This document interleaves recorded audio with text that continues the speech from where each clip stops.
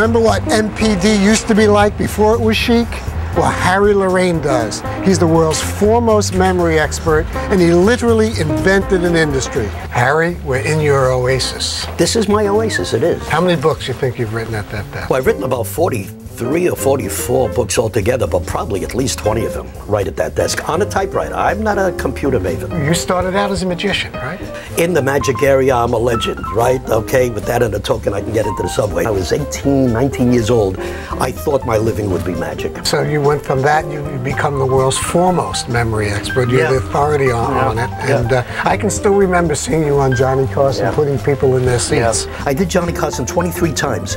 I wrote the act in 5 minutes. I just sat down and said, what's the thing people have the most trouble remembering? He said, well, names, obviously. So let's do a demonstration of remembering names. I did a demonstration where I memorized a full issue of Time magazine every week, you know, tear it down the binding and throw it out to the audience and they call any page number. That's the act. When people say, I forgot, I say, listen, in my language, there's no such word as forgot. What you did is you didn't remember in the first place.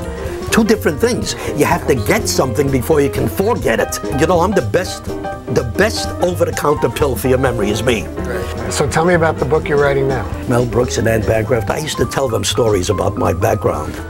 And they would always say, Harry, you got to write that down. You have to write that down. And then as a joke, they'd say, before you forget. So I wrote a memoir, and Mel said, call it a re-memoir. So I wrote a re-memoir called Before I Forget. What's the one thing that you've forgotten that you wish you didn't forget? How to stay young. How to stay young. Yeah, growing old sucks. Well, you've been wonderful to us, and giving us a glimpse in your home and being up here. You can just feel it. Well, thank you. It's nice. I have so many more things to say. We'll have to do another show. We will. We're going to have you back.